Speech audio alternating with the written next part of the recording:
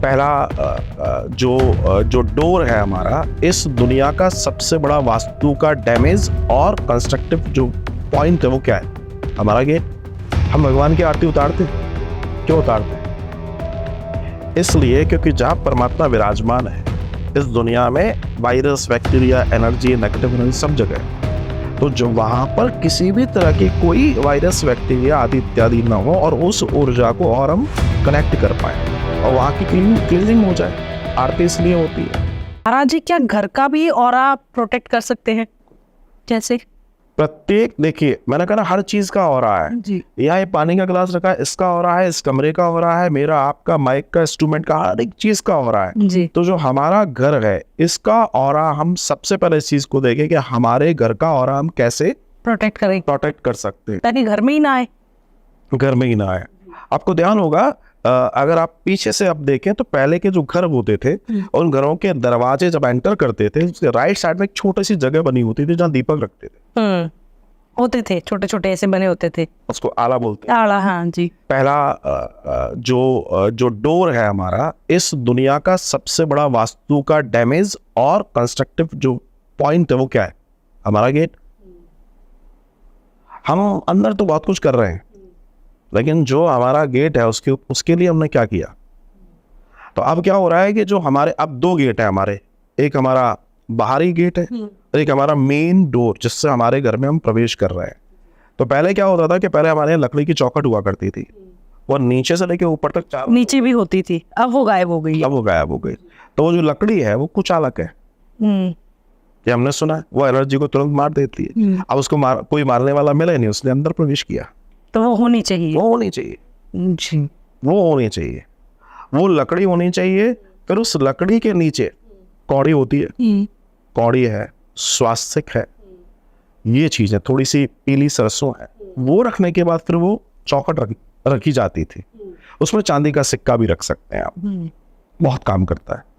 तो आपने जो मेन एंट्रेंस है उसको आपने मजबूती नहीं किया, तो किसी को भी फ्री होल्ड है आने के लिए, वो आ रहा है। अच्छा, जो हमारा मुख्य दरवाजा है, जो बाहरी दरवाजा है, पहले वो वहां से आएगा, वहां हमने तैयारी नहीं की। कायदे से शाम के समय उस आले के अंदर दीपक लगना चाहिए। काय का? तेल का, घी का नहीं, तेल का है, सरसों का तेल हो या अन्न का तेल हो। बंद कर दिया हमने, हमारे यहाँ कोई ऐसी घटना नहीं घट रही। तो हमारा जो मेन फेस है, जो हमारा घर है, उसका ऑरा वहीं से क्रिएट हो जाता था। हमारे पितर ही वहां से रक्षा कर लेते थे क्योंकि ये दीपक पितरों का होता है। तो वहां हमने अपनी चीजों को पूरा खत्म ही कर दिया। अब तो फैशन का जमाना है, प्लेन चाहिए और ऐसा चाहिए और वैसा चाहिए सारे, ठीक है। दूसरी चीज ये है कि हमारा जो पश्चिम है, जो मकान का पश्चिम है, वो हमेशा हाइट पे होना चाहिए और अगर हाइट पे है तो उसके ऊपर एक ध्वज होना चाहिए, वो रेड कलर का या सिंदूरी कलर का हो। तो वो इन चीजों को उड़ा के ले जाता है। जब भी वो आएगी तो ऐसे आएगी तो ऐसे करके वो बाहर कर देगा। वो चीजों की ओर ध्यान देने की जरूरत है। साथ में पहले हमारे घरों को देसी गौमाता के गोबर से देहरी को लीपा जाता था। उसमें इतनी ताकत होती है जो किसी भी तरह की नेगेटिविटी को, इवन दो, अगर आपको लगता है, आपने देखा होगा बहुत सारे लोग मजाक उड़ाते हैं कि ये क्या है कि मिर्ची, नींबू और टांग देते हैं एंट्रेंस पे। तो कई लोग सोचते हैं कि अरे ये तो बकवास है। अब आप देखिए इसका मैजिक, देखिए कितना जबरदस्त है। एक जगह पर मिर्ची, नींबू लटका हुआ है, तो जब भी कोई नेगेटिव एनर्जी प्रवेश करेगी, कोई ऊर्जा प्रवेश करेगी, मिर्ची का जो गुण है वो तीखा है और नींबू का खट्टा है, और ये दोनों ही चीजें किसी भी नेगेटिव एनर्जी के लिए घातक है। अंदर ये मैं नहीं कर रहा, ये विज्ञान मानता है इस बात को, इस चीज को उपयोग वो भी करते हैं। तो जो हमारे प्राचीनतम लोग थे वो इतने समझदार थे कि उन्होंने मात्र मिर्ची और नींबू से ऊर्जा को बैलेंस करना सीख लिया था। और उसके बाद क्या करते थे कि उन्होंने शनिवार को टांगा, फिर शनिवार को उसको उतारा क्योंकि वो सूख चुका है। हालांकि चूंकि वो सूखेगा, लेकिन वो सिर्फ सूखा नहीं, उसने सोखा भी है।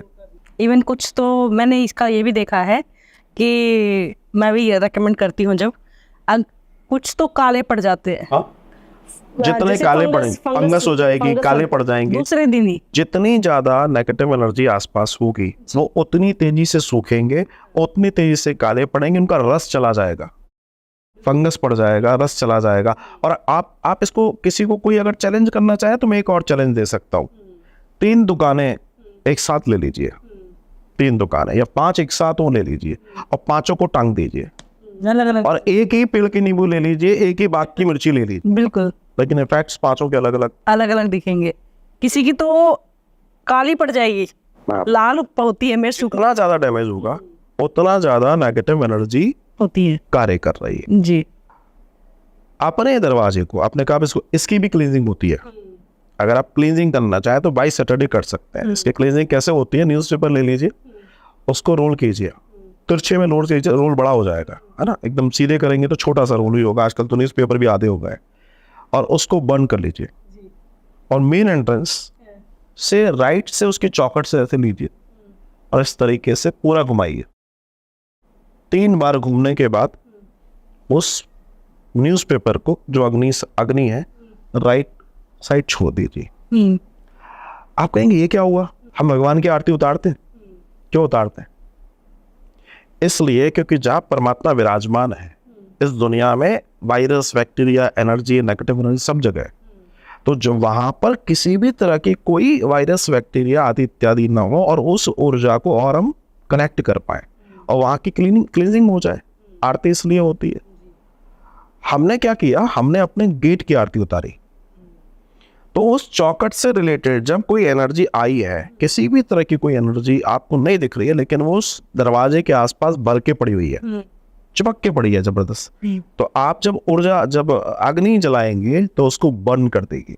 अग्नि इस ब्रह्मांड में एक ऐसा तत्व है जो सब कुछ मिटा देता है, लेकिन वो स्वयं में कभी अशुद्ध नहीं होता, सबसे प्योर, सबसे प्योर है। जी।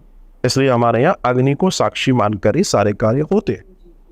सो इन दैट कंडीशन अगर आप ऐसा करते हैं तो आप चेक कर लीजिएगा, आप अपने रूम का कर लीजिएगा, अपने घर के मेन एंट्रेंस का कर लीजिएगा, आपको इमीडिएट समझ में आ जाएगा कि आनंद आ गया। और जैसे तुलसी रखते हैं घर की एंट्रेंस पे,